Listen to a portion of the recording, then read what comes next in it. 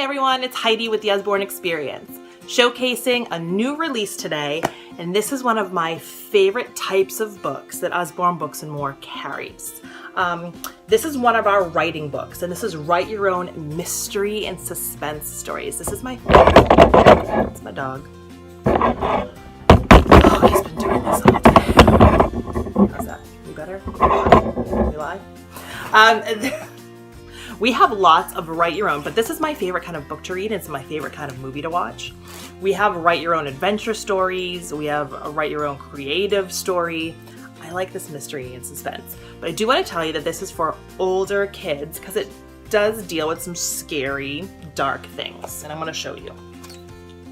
So by the end of this book, your child will have written, I gotta count them because I didn't do it before, 1, 2, 3, 4, 5, 6, 7, 8, 9, 10, 11, 12 suspense stories, original stories.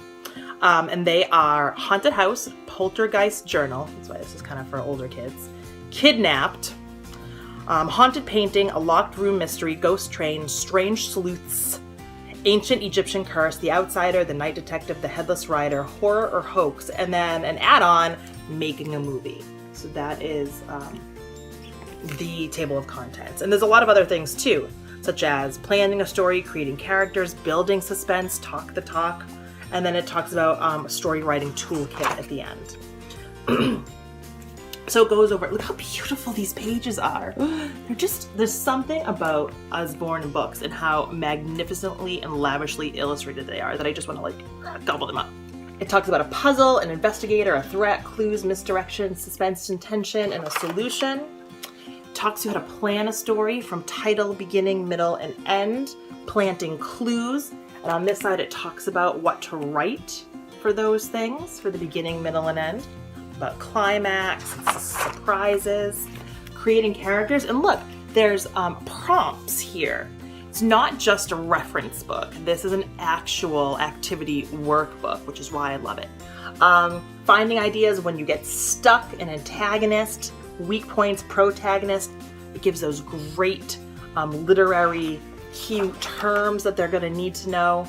Building suspense, dropping hints, talk the talk, and then it goes into your stories. So it says the following pages are packed with ideas and suggestions to help you write your own mystery and suspense story.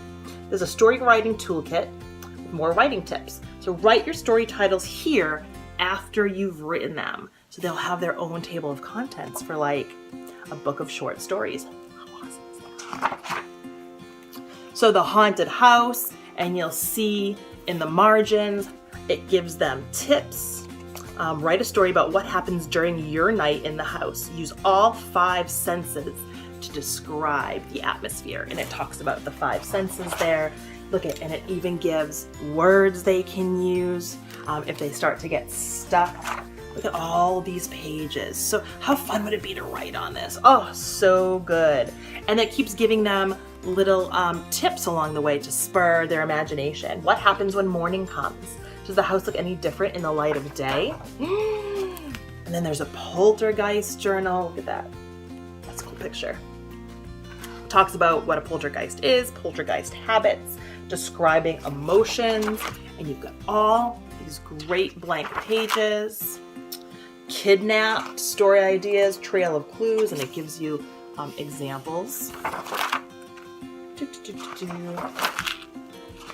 Let's see. Again, look at all those words on the bottom to help them through. Haunted painting.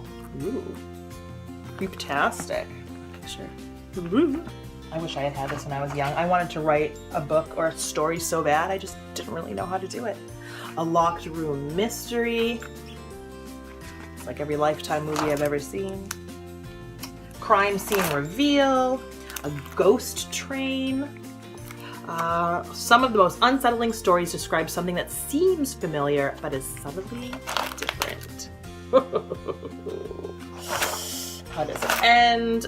Strange Sleuths that talks about sidekicks, what a sidekick is and how to make a sidekick. Again, it asks them prompt questions to keep the story going. And that's what kids need when they get stuck. An Egyptian Curse, It gives them story ideas.